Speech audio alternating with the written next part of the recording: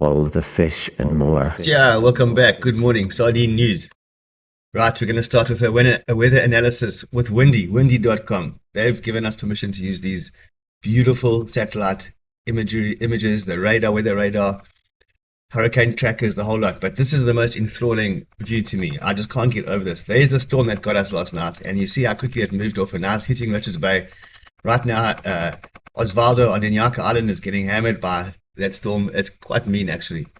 It's weird how Maputo cops it. Maputo cops a lot of bad weather. Anyway, looking good. South conditions. We're going to get southwests and maybe some onshore ladder, but wow, we're looking so good compared to the last few days, which turned the water brown in some places. Let's listen to the Bear and Alan having a lament over here. Tuesday, water's quite flat, but it's choppy. Shots, Alan. All right, you're going to just try the Bear somewhere. I don't know where I put him. All the fish and more. Oh no.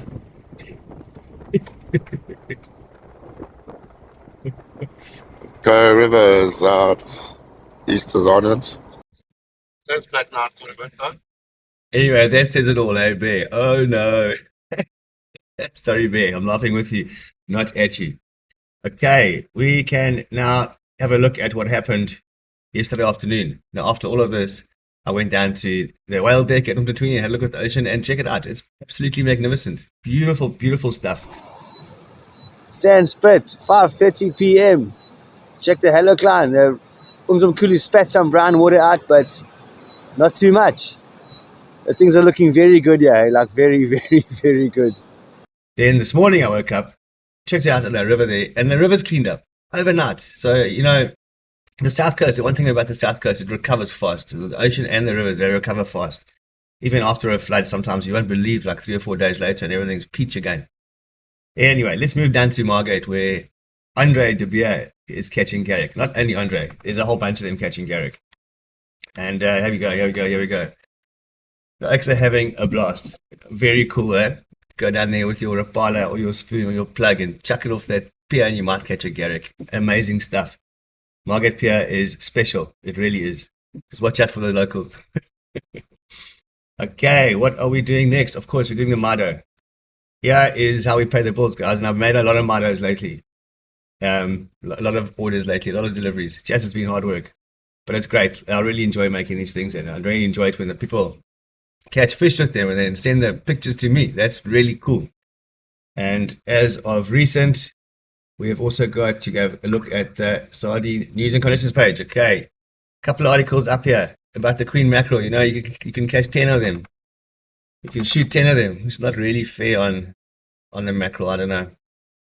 So we've got to watch out for our fish populations. And this is just a little article to talk about the vulnerability of the queen mackerel. Coffee Bay. Don't forget to Coffee Bay. Things to do in Coffee Bay. If you go stay at Wildview with Steve, you're going to have a lot of fun. You can go fishing, surfing, diving, cruising, hiking, the whole lot. Right, then we're going to go to more cool fishing with Clint Ansell in Australia. So they've got the exact same fishing as us, the same fish and everything. They just obviously looked after their waterways a lot better than we have. I mean, our waterways are a disgrace compared to what you're looking at here. This is just how a government should function.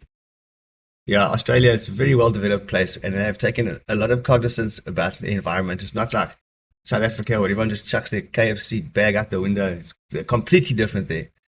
Yeah, we spoke about the abalone update, but it's really cool to have Anton Kruger down there in Hermanus keeping tabs on this daft people. So now they're having more politics, and Steenhuisen fired someone, and someone wants to, fire or be fired. That's what this government's like at the moment.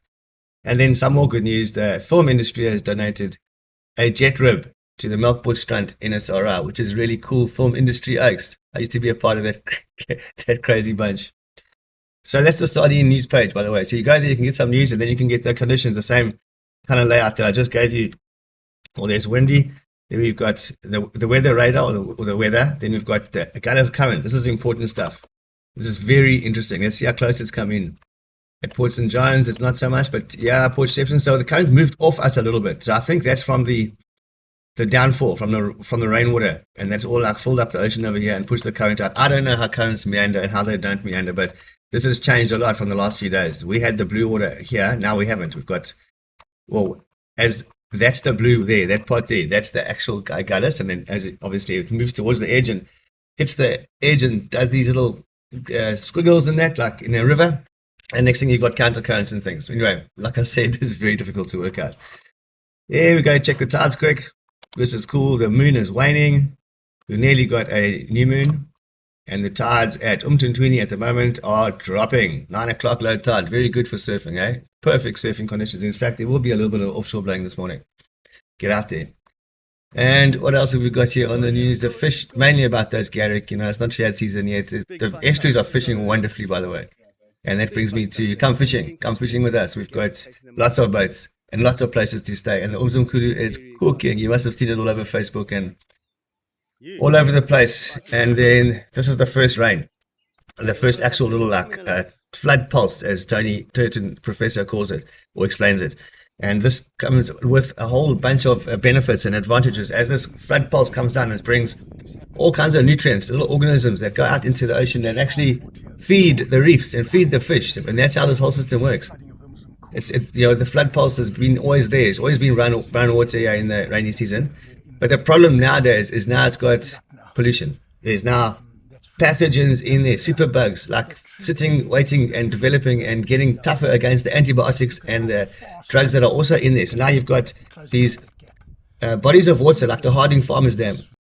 It's been sitting up there for months now and just gathering sewage because the entire of Harding's sewage system has failed. It's gone. It doesn't work. This shit goes in the streets. And with the cows, they allow cows to walk in the streets. The cows shit in the streets, and the people, their sewage goes in the streets. It all goes down the hill and goes underneath the highway. That's why it stinks if you go past Harding. And it goes under the highway and into this farmer's dam because it gets bypasses the sewage works because they're broken. They're completely broken. That's where the little kid lost his life. He fell in the sewage works because they were just left open and no one even looking after it. There's no guards. The gates were open. Yeah, very sad story. And you guys are going to pay for that. Next thing, the shit goes in the dam. Yeah, here's a picture of it. Yeah, that stuff is bad. That green stuff, that's the beginning. So that stuff is going to chow all the oxygen out, that green algae stuff. And then it goes that black color. And then that's when the bad stuff happens. Now, that's what's happened up there. And now this is the first flood. So what's supposed to be a beautiful flood of organisms and nutrients, and it goes into the ocean and the Garrick spawn, it triggers off so many things. But now we got it full of pollution. Now, I'm telling you one thing for sure, and you've heard me say this before, do not swim in that water. Do not go in that water. If the water's brown, you stay out of it. It's lethal, that stuff. And I can tell you horror stories if you like. But if you want to lose your leg, or, you know, scratch your foot on a rock and walk in the Umzimkhulu River, you are going to put yourself at big danger. And that's one more thing before I close off here. There's a thing called a duty to warn. So if a tourist comes down here and you see him walking in the Umzimkhulu, and you got to say to him, hey man, listen, just for your own good, if you scratch yourself here in this river, or if you get this stuff in your ears, you might get sick. That's the law. You have a duty to warn the tourists. So please, if you do see someone going in the water at Margate when the water stinks, and you can see the sewage coming out the river because of the bloody Margate municipality, then just say to them, don't do it. Rather go swim in the swimming pool with the chlorinos. Now, I've been at Margate Beach, and the sewage is pumping out there, and people are swimming right there. And the lifeguards just let them. At Uvonga, that horrible lagoon, when the sewage seeps down from that sewage department at the top there, or it comes in from the ocean out of the Umzimkhulu from Harding. That's how this all works. These countercurrents and eddies that move up and down we spoke about, they also encourage the bad water to stick around because it's stuck. And like in a place like Uvonga, it gets stuck in there. You know, it's not really a long functioning estuary that can flush in and out. It's just a little funny little, it's tiny. I mean, there's a waterfall right there. Now, that place, and the lifeguards don't warn anybody. There's not even a sign up that says you mustn't swim here. Nothing of the sort. So I don't know how to go about this, excepting to appeal to you guys that when our tourists come here, let's be nice to them and tell them, go to the water where it's blue. Like there where there's no river mouths of huge like this Umzimkhulu, like Hebridean and Mzumbi, and maybe even down towards Banana Beach. But those are clean beaches because there's no river, and the river that comes out, the water that comes out the Umzimkhulu River, and it doesn't get back up all the way to Hebridean because the prevailing current is the other way, that way, towards the Cape. And that's how this plume of brown water and nutrients and organisms gets disseminated by the Agulhas current. It goes all the way to the Transkei and feeds all those reefs all the way down. Feeds so many fish and so many reefs.